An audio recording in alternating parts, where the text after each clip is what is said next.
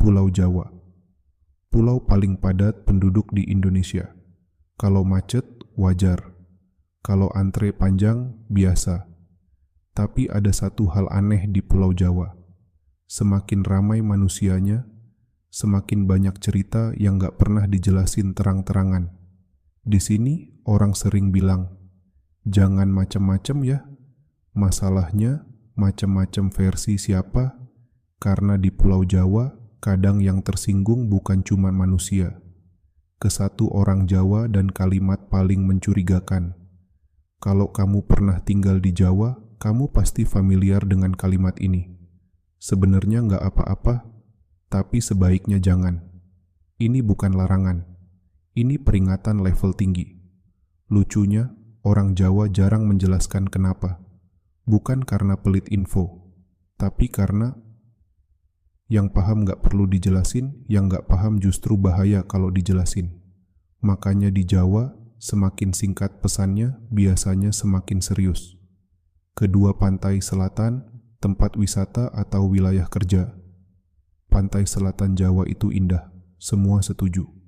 Tapi coba perhatiin, kenapa pantai seindah itu punya aturan kayak kantor pemerintahan? Dilarang pakai warna tertentu, dilarang bicara sembarangan, dilarang sombong. Lucunya, orang yang melanggar biasanya bilang, ah mitos. Anehnya lagi, habis itu mereka sering bilang, kok bisa kejadian gini ya? Di Jawa, mitos itu bukan cerita bohong, tapi peringatan yang gagal disosialisasikan secara ilmiah. Ketiga gunung di Jawa, diam-diam sensitif gunung di Jawa itu unik. Dia nggak galak, nggak teriak, nggak ngejar. Tapi, kalau kamu nggak sopan, dia punya banyak cara buat bikin kamu kapok. Pendaki di Jawa biasanya jarang sombong. Bukan karena lemah, tapi karena tahu. Yang diliatin bukan cuma jalur. Makanya ada aturan aneh. Jangan sembarangan ngomong. Jangan pamer berlebihan. Jangan meremehkan alam.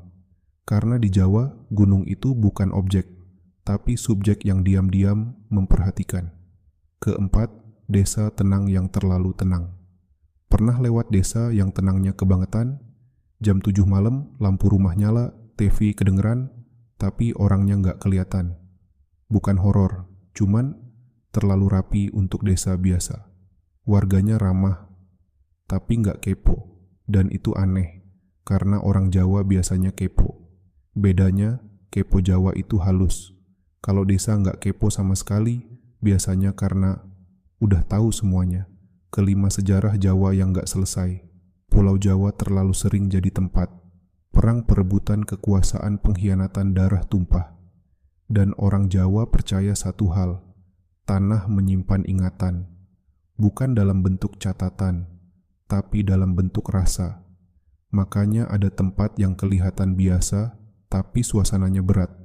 Bukan karena angker, tapi karena terlalu banyak cerita yang belum selesai. Keenam, kenapa orang Jawa suka diam?